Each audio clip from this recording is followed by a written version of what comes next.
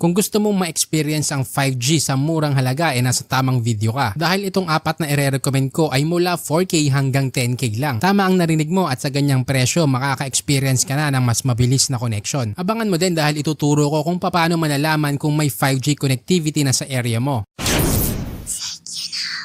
Una, simulan natin sa Itel P55 5G. Naka 6.6-inch IPS LCD, 90Hz refresh rate at 267 ppi. Naka Dimensity 6080 with 5G connectivity, 6GB RAM, 128GB storage at expandable up to 1TB. Naka Android 13, 50MP main camera, 5000mAh battery at 18 watts charger. May SRP na 5,378 at sa ngayon, ito pa din ang pinakamurang 5G smartphone. Maganda siya for browsing, social media at light gaming. May decent battery life din kaya hindi madaling malobat. Perfect for long video calls or watching videos. Although may bagong nilabas ang ZTE na Blade A75 5G, hindi ko to sinama sa listahan dahil nakalock sa smart. Pero kung sa tingin mo number 1 ang smart 5G dyan sa area mo, pwede mo tong idagdag sa pagpipilian mo. Nakapasok din ang Tecno Spark 20 Pro 5G. May 6.78-inch IPS LCD, 120Hz refresh rate at 396 ppi. Naka Dimensity 6080 with 5G connectivity, 8GB RAM, 256GB storage at Android 14. Sa camera merong 108MP main at 8MP front camera. May 5000mAh battery at 33 watts charger. Kung gusto mo ng phone na may better performance for the price, solid option to for gaming at multitasking. Maganda rin ang camera quality for everyday photos. May presyong 9,199